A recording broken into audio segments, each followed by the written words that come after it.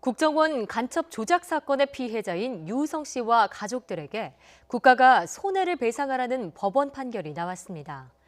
유 씨는 피해 배상도 중요하지만 재발 방지가 더 중요하다며 다시는 같은 일이 발생하지 않도록 해달라고 말했습니다.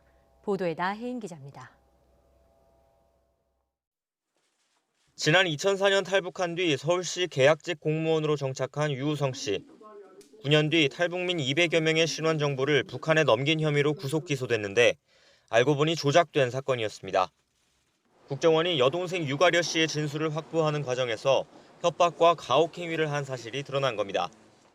유 씨의 미립부 근거라던 중국 출입경 기록도 조작된 것으로 밝혀졌지만 검찰은 공소를 철회하지 않았고 결국 누명은 대법원까지 가서야 벗겨졌습니다. 정말 처음부터 모든 게 아니라고 다 사실대로 말씀드렸는데도 불구하고 3년 가까이 계속 재판을 이어가는 게 너무 힘들었습니다. 그리고 무죄 확정 5년 만에 당시 불법 행위를 저지른 국가가 유 씨와 가족에게 피해를 배상하라는 법원 판결이 나왔습니다. 유 씨와 가족들이 낸 손해배상 소송에서 국가가 유 씨에게 1억 2천만 원을, 여동생에게는 8천만 원을 각각 지급하라고 원고 일부 승소 판결을 내린 겁니다. 재판부는 국정원이 과거 중앙정보부와 안기부 시절처럼 또 인권침해 행위를 저질렀고 검찰도 이런 사실을 알았지만 묵인했다는 비판을 피하기 어렵다고 지적했습니다. 또 증거를 위조한 건 민주주의 법치국가에서 상상할 수도 없는 일이라며 사법 절차의 신뢰를 저버렸다는 점에서 불법성이 매우 크다고 질타했습니다. 법정에 나온 유 씨는 배상도 중요하지만 무엇보다 앞으로 이런 사건이 다신 일어나지 않도록 간곡히 부탁한다고 말했습니다. 피해자에게 어떤 피해를 보상해 준다고 결국 그 사건은 끝나는 건 아닙니다.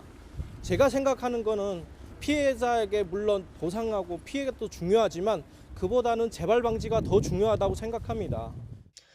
형사재판에 이어 민사소송에서도 국가와 간첩 조작 당사자의 책임이 인정됐지만 당시 국정원이 꾸민 허술한 증거를 방관한 검사들은 처벌을 피했습니다. 검찰이 국정원의 조작을 충분히 알 수 있었다는 과거사위원회의 재조사 결과에도 국정원 조사관 2명만 재판에 넘겨졌을 뿐 수사를 맡았던 전직 검사 2명은 불기소 처분됐습니다.